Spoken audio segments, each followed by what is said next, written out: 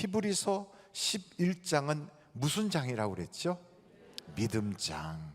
그러니까 믿음에 대하여 히브리서 11장에 쭉 설명이 되어 있어요. 12장으로 탁 오면 그렇다면 너희는 어떻게 살 것이냐, 바로 그 이야기입니다.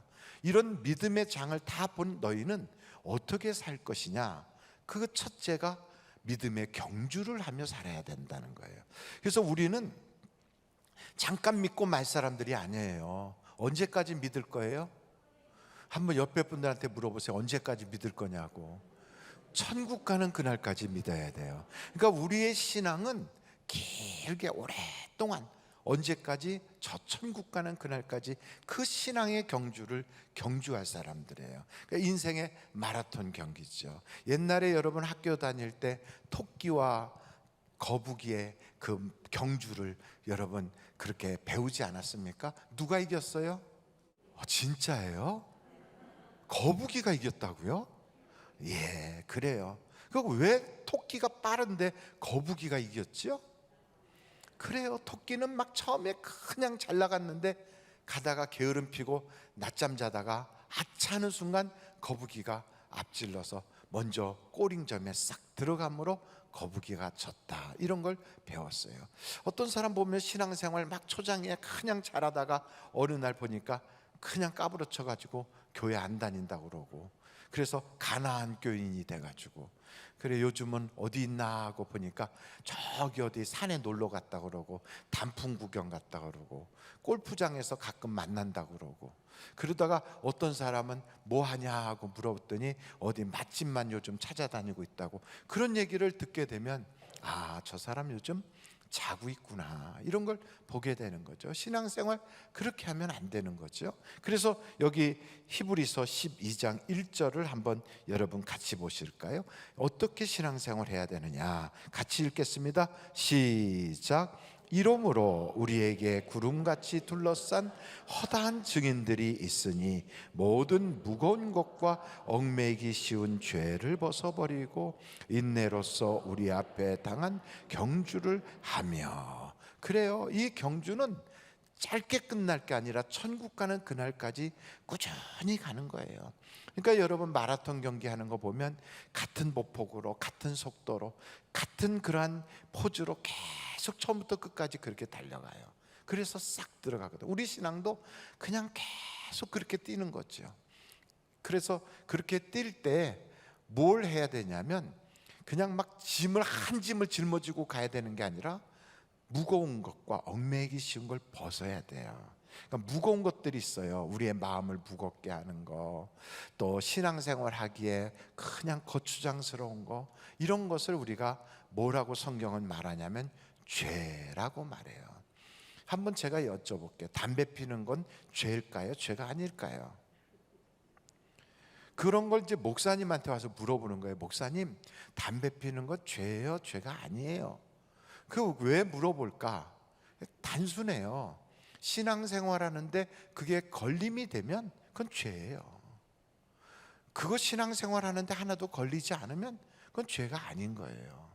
목사님, 술 마시면 죄인가요? 그것 때문에 예수 믿는데 지장이 되고 교회 생활하는데 불편해지면 그게 죄예요. 그러니까 죄를 딱 따질 때 이게 이제 죄가 되는 거죠. 그래서 여러분 아주 단순해요. 예수 믿는데 마음이 그냥 무거워서 몸뚱아리가 움직여지질 않아 교회를 못 가. 그 어디로 날아가냐면 그냥 놀러 가는 데는 몸이 그렇게 가벼울 수가 없어. 그냥 그러니까 이런 건 죄라 이 말이죠. 자꾸 예수 믿는데 자꾸 이게 걸리적거려. 이런 게 죄예요. 근데 우리가 첫만한 건 쉽게 딱 구별이 되는데 잘 구별이 안 되는 것 중에 이제 목사가 대표적인 것 한 3개를 이렇게 뽑아보려고 그래요. 첫째가 남에 대한 생각들. 이거 잘못하면 이게 죄가 돼요. 다른 사람이 예수 잘 믿는 거 보고 나도 저렇게 믿어야지, 아이고 나도 저분처럼 기도해야지, 이러면 그건 얼마나 좋아요. 근데 자꾸 그 사람하고 비교하면서 입을 삐죽삐죽하고, 그리고 목사가 설교한 건 한 번도 묵상 기도를 안 하는데 그 집사가 한마디 한 건 계속 가슴에 담아두고 계속 되새기고 그리고 속으로 고년하고 있으면 그건 죄가 되는 거예요. 그건 죄가 되는 거예요. 신앙이 좋다고 하면서 신앙이 약한 사람의 죄를 보고 그걸 정죄하고 있는 거, 이것도 안 좋아요. 그래서 성경을 우리가 보면 디모데 전서예요. 5장 22절 한번 찾아보세요. 같이 한번 읽어보실까요? 시작. 아무에게나 경솔히 안수하지 말고 다른 사람의 죄에 간섭하지 말며 내 자신을 지켜 정결하게 하라. 다른 사람의 죄에 간섭하라고 그랬어요? 간섭하지 말라고 그랬어요? 간섭하지 말래요. 심지어 디모데 전서 후서는 목회서신이에요. 그러니까 목사님들에게 이렇게 해당되는 것을 이렇게 가르치는 건데, 근데 목사님들은 성도들을 목양하기 위해서 잘못된 거, 어그러진 거, 죄된 것은 그걸 고쳐주도록 해야 되는데도 그 사람의, 다른 사람의 죄에 대하여 간섭하지 말래요. 그걸 이렇게까지 하나님이 경계하잖아요. 그럼 뭘 하라고 그러냐? 거기 이렇게 딱 보니까 여러분 거기에 디모데전서 5장 22절을 보니까 이렇게 나와 있잖아요. 너 자신을 지켜 정결하게 하라. 그러니까 남 죄, 남의 약점, 남의 문제를 자꾸만 그것 때문에 막 신앙생활하는데 걸리적거리지 말고 자기 자신 잘 돌봐라 이 말이에요. 내 자신의 죄가 있는지, 내가 깨끗하지 못한 게 있는지, 자기 영혼을 잘 돌보지 못하면 그것같이 불쌍한 게 없는 거예요. 그러니까 그냥 혼자서 깨끗한 척은 탁 하면서 하나님 보시기에는 웃기게 산다, 이러면 얼마나 꼴값이겠어요. 그러니까 여러분, 우리가 신앙생활 할 때 자기 영혼이 더 중요하다. 그래서 여러분, 하나님은 우리를 심판자로 세우질 않았거든요. 한번 성경 구절 야고보서 4장 12절을 한번 보시도록 하겠습니다. 같이 한번 읽어보실까요? 시작. 입법자와 재판관은 오직 한 분이시니 능히 구원하시기도 하시며 멸하기도 하시느니라. 너는 누구이기에 이웃을 판단하느냐. 그러니까 여러분, 이웃 자꾸 그것 때문에 신경 쓰느라고 내 신앙생활 망치지 말고 자기 영혼 잘 돌보는 지혜로운 사람이 되어야 하는 겁니다. 두 번째, 우리가 그 무겁게 하거나 얽매이게 하는 것이 있다면 교회에 대한 거예요. 교회. 어떤 사람은 교회를 자꾸만 그것 때문에 신앙생활하기 힘들어. 너무 관심을 갖다 보니까, 너무 막 그걸 가지고 신경 쓰다 보니까 교회 때문에 자기 신앙이 자꾸 힘들어져. 그럼 여러분, 그게 뭐냐면 교회에 대한 잘못된 생각으로 나타나는 죄라는 거예요. 죄. 종교인으로서나 종교단체에 소속되어 있는 직함 같은 걸 딱 보면 신앙이 좋을 것 같은데 알고 보면 그거 신경 쓰느라고 자기 영혼을 못 돌보는 사람들이 의외로 많아요. 여러분, 세상과 교회는 비슷한 것 같지만 전혀 다르거든. 그러니까 세상은요, 비판하고 평가하고 이것을 다 하나하나 꼬치꼬치 따짐으로써 회사도 성장시키고 자기의 그런 조직도 탄탄하게 만들고 그리고 자기의 그런 구성된 것들을 발전하게 한다고요. 그래서 우리는 직장 생활하면서 사회생활하면서 뭘 훈련하냐면 계속하여 그런 걸 비판하고 비평하고 평가하는 걸 끊임없이 훈련받아요. 근데 이걸 똑같이 교회로 가지고 들어와서 교회 안에서 비판의 영, 또 판단의 영이 우리 속에 가득하다고요. 그 뭐가 잘못입니까? 교회를 성장시키고 부흥하게 하고 발전하게 하려고 그러는데요, 이렇게 말한다면 그분이 뭘 모르냐면 교회와 사회는 구성원은 똑같아요. 세상에 있는 그 사람들이 교회에 나오면 교인이에요. 그런데 다른 게 있어요. 교회의 주인은 누굴까요? 하나님이세요. 그럼 교회의 머리는 누굴까요? 예수님이세요. 세상의 회사의 주인은 CEO라고요. 창립자고 설립자라고요. 달라요. 그리고 교회에서 일은 누가 하시는 거예요? 우리가 한다고요? 어림도 없는 소리. 성령께서 일하신다고요.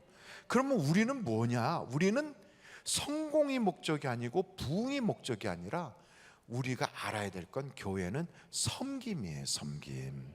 그리고 우리가 교회는 비판하는 게 아니라 헌신하는 곳이에요. 중요한 것은 그런 과정을 통하여 내 영혼을 훈련시키는 곳이거든요. 하나님과 내 영혼이 더 밀접하게 하는 그런 과정으로, 그래서 마침내 내가 영적으로 점점 성숙해지고 성장하는 것이, 그게 목표지, 일이 목표가 아니라고요. 그러니까 어떻게 되면 교회는 열심히 일 잘하고, 그렇지 않아요. 교회의 일은 누가 하신다고요? 성령님이 하시는 거예요. 그러므로 내 영혼이 잘 돼야, 그래야 범사가 잘 되고 강건하고 영육이 복을 받는 거예요. 우리는 그러려고 교회를 다니는 거고요. 그렇게 하려면 어떻게 해야 되느냐? 두 번째, 성경 이렇게 말씀합니다. 온전케 하시는 이인 예수를 바라보자.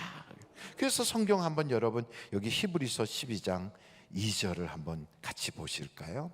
다 같이 읽어보겠습니다. 시작. 믿음의 주여 또 온전하게 하시는 이인 예수를 바라보자. 그는 그 앞에 있는 기쁨을 위하여 십자가를 참으사 부끄러움을 개의치 아니하시더니 하나님 보좌 우편에 앉으셨느니라. 아멘. 그러니까 우리는 누구를 보고 사냐면 예수님 바라보고 사는 거예요. 여러분, 이 세상을 보세요. 온전한 게 있나? 보니까요, 온전한 거 하나도 없어요. 그 사람은 좀 온전하냐? 배운 사람, 권력 있는 사람, 조금 얼굴에서 막 매력이 쫙 카리스마가 나오는 사람 없어요. 없어요. 우리가 알잖아요. 성공과 돈에 미쳐버리고 야망에 씌워져 가지고 무엇을 향하여 쫓아가는지 모르고 눈이 시뻘게 가지고 막 그냥 쫓아다니고, 우리가 그런 걸 보면서 다 아는 척하지만 그렇지도 못하면서 실수투성이로 그 인생을 살면서 그런 그 사람들이 그냥 자기의 어떤 분야의 핸들을 딱 잡고 이것 가지고 자기가 운행한다고, 나라를 운행한다, 무슨 뭐 어떤 회사를 운행한다, 뭘 운행한다 막 이러고 다니잖아요. 우리가 이렇게 본다고요. 보면 불안해요. 세상이 이렇게 막 위험한 그런 세상에서 우리 어떻게 살아요? 하나님이 지켜주니까 사는 거예요. 그러니까 하나님이 우리를 딱 붙잡아 주는 거예요. 그래, 이 세상에 보고 배울 사람이 어디 있어요? 우리 인생의 진정한 스승이 어디 있어요? 우리가 정말 본받고 싶은 사람이 어디 있어요? 그러니 우리는 예수님만 바라봐야 돼요. 여러분, 바라보면 닮아요. 이렇게 자꾸 보다 보면 닮아요. 근데 특별히 예수님을 이렇게 보면요, 예수님에 대하여 막 비방하는 사람들, 고난을 주고 십자가를 지게 하고 막 예수님을 핍박했던 사람들에 대하여 예수님은 어떻게 하셨나? 성경을 딱 보니까 여러분 3절을 한번 보실까요? 거기 3절에 이렇게 말씀하고 있어요. 너희가 피곤하여 낙심하지 않기 위하여 죄인들이 이같이 자기에게 거역한 일을 참으신 일을 생각하라. 예수님은 어떤 분이냐? 참으신 분이에요. 참으신 분. 그러니까 여러분, 세상에서 가장 참기 힘든 게 뭘 참기 힘드냐면 사람을 참는 게 힘든 거예요. 사람을 참는다는 거, 그거 쉽지 않아요. 그래서 사람이 미워지니까 사람 소리 안 들리는 데 가서 혼자 있고 싶어 하고, 그 사람이 미워지니까 나중에는 저 어디 그런 데 가서 쉰다고 그러고. 왜냐하면 사람 참기가 어려워서 그래요. 근데 예수님은 어떻게 하셨나? 어떻게 그걸 다, 그렇게 많은 사람들의 비난과 그 예수님에 대한 핍박과 이런 걸 이겨나가셨나? 저는 물론 수백 가지의 방법이 있겠지만 저의 작은 이런 이렇게 그 눈으로 보니까 한 7가지를 찾겠더라고요. 그 첫째가 뭐냐면, 비난하고 비방하고 막 그런 거 있잖아요. 그걸 마음에 담아두질 않더라고요. 주님은 그걸 그냥 흘려보내요. 그러니까 여러분도 어떻게 하라고요? 흘려보내는 거예요. 여러분, 쓰레기를 꼭 껴안고 있는 사람이 있나요? 없어요. 쓰레기는 쓰레기통으로 버린다고요. 그것처럼 남들이 나에 대해서 비방하고 비난하고 수군수군하고 뒤에서 쑥덕쑥덕한 거, 그거를 갖다가 가슴에 품고 집에 가서 곤연곤연 그러고 있을 이유가 뭐가 있어요?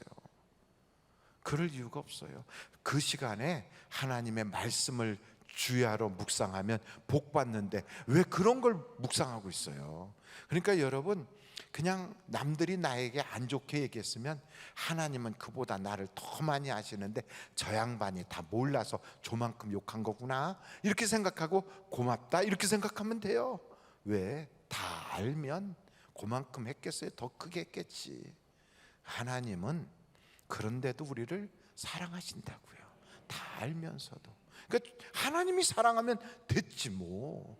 그걸 뭐 사람들이 뭐라고 하는 거, 그것까지 뭘 쫓아다니면서 꼭 사랑을 하고 해야 될 이유가 있어요? 자기 밥 먹고 자기 입으로 욕하는데 그냥 내버려 둬요. 그냥 이런 걸 뭐라고 그러면 냅둬 그러는 거예요. 냅둬. 두 번째는 예수님은 어떻게 하시느냐? 고난이 찾아오잖아요. 그럼 기도로 하나님이 주신 힘을 받아 이겨나가더라고요. 그러니까 힘은 누가 주시느냐면 하나님이 주시는 거예요. 그러니까 그 힘을 받으려면 어떻게 해야 되느냐? 기도하면 힘이 나와요. 그러니까 여러분, 내가 돈이 많으면, 그렇지 않아요.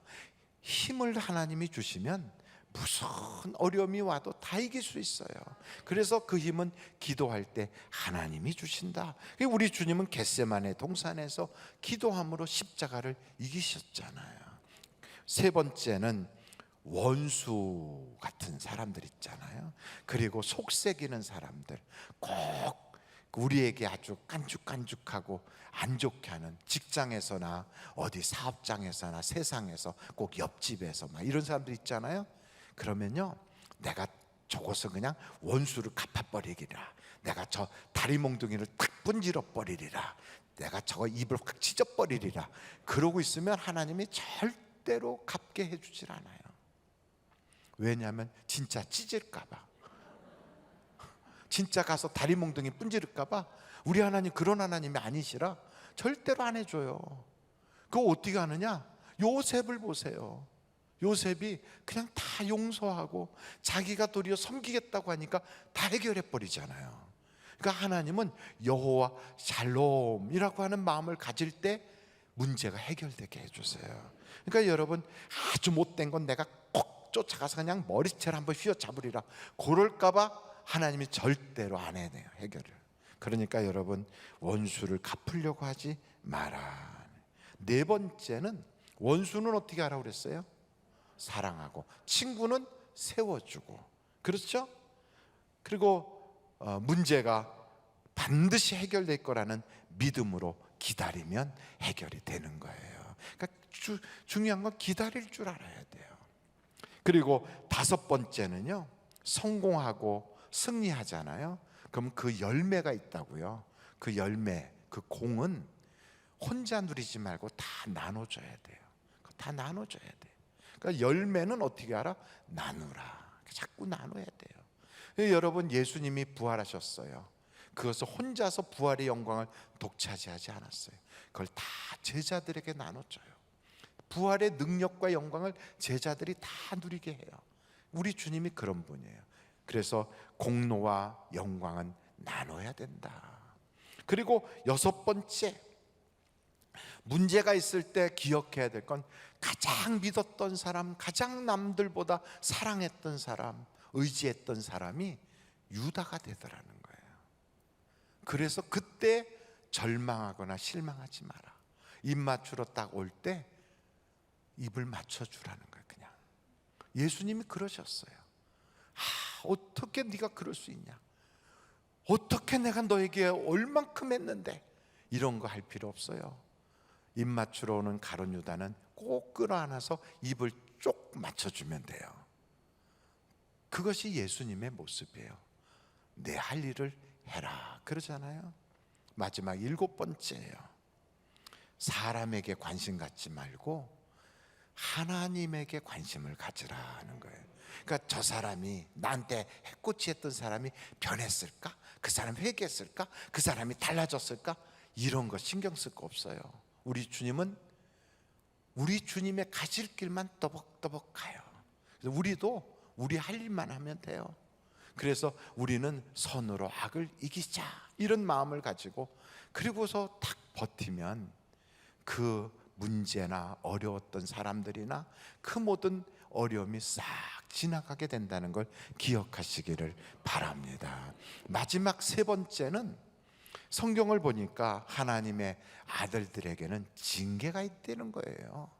그러니까 여러분, 징계 그렇게 돼 있지만 어떤 면에서는 시련, 시험, 연단, 그 무슨 뭐 이런 걸 생각할 때 그걸 하나님께서 우리를 훈련시키는 그런 여러 가지들이 있을 수 있어요. 그때 기억해야 될 게 세 개인데, 첫째는 뭐냐면 하나님의 자녀들에게는 이런 시련과 훈련이 반드시 있구나.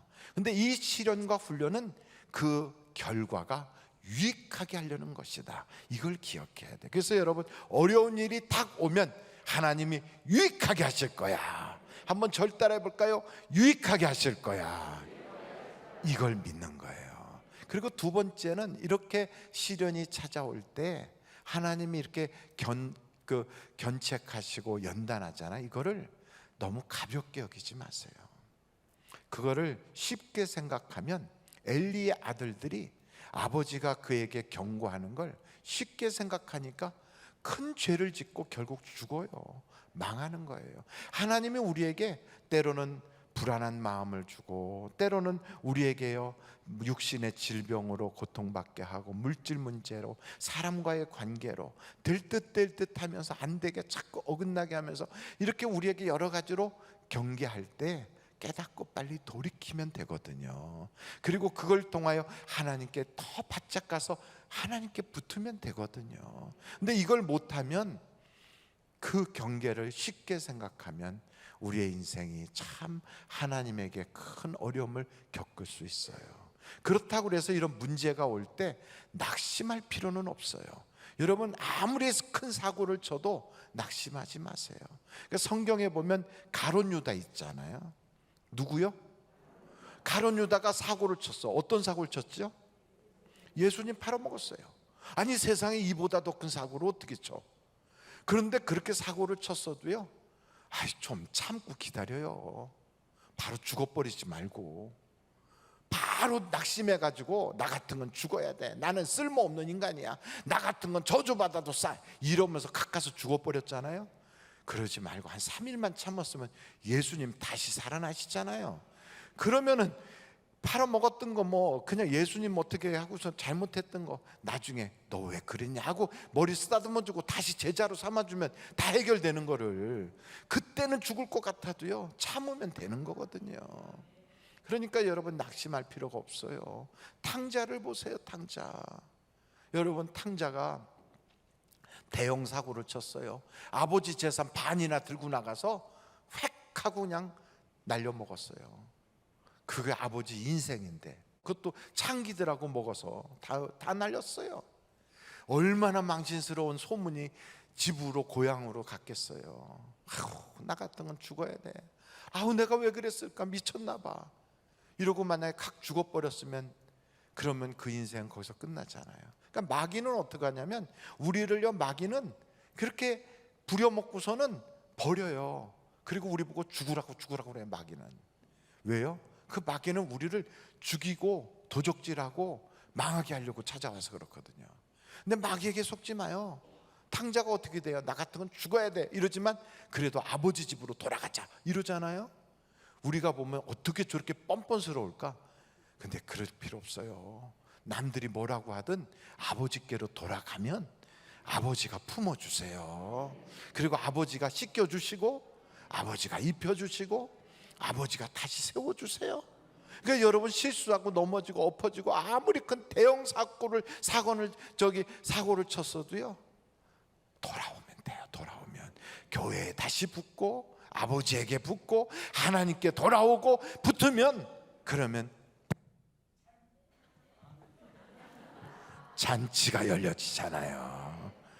아이고, 이거 봐요. 대형 사고 쳤잖아요. 그렇다고 끝 이랬으면 안 되잖아요. 좀 기다렸더니 마이크가 다시 돌아오잖아요. 그러니까 여러분, 아무리 큰 사고 쳤어도요 주님께로 돌아가면 주님은 용서하시고 주님은 회복시켜 주시고, 주님은 우리의 인생에 버리질 않아요. 성경에도 나와 있어. 부러진 갈대도 우리 주님은 버리지 않아. 꺼져가는 등불도 마저 끄지 않아요. 우리 주님은 다 우리에게 해결의 길이 있고 방법이 있다는 걸 알려주시고, 예수께로 돌아가면 잔치가 열려진다. 그러니까 여러분, 풍성한 열매, 평화의 열매, 하나님이 주신 평강의 열매를 누리려면 예수님을 바라보고 주님께로 돌아가는 여러분이 되시기를 예수님의 이름으로 축원합니다.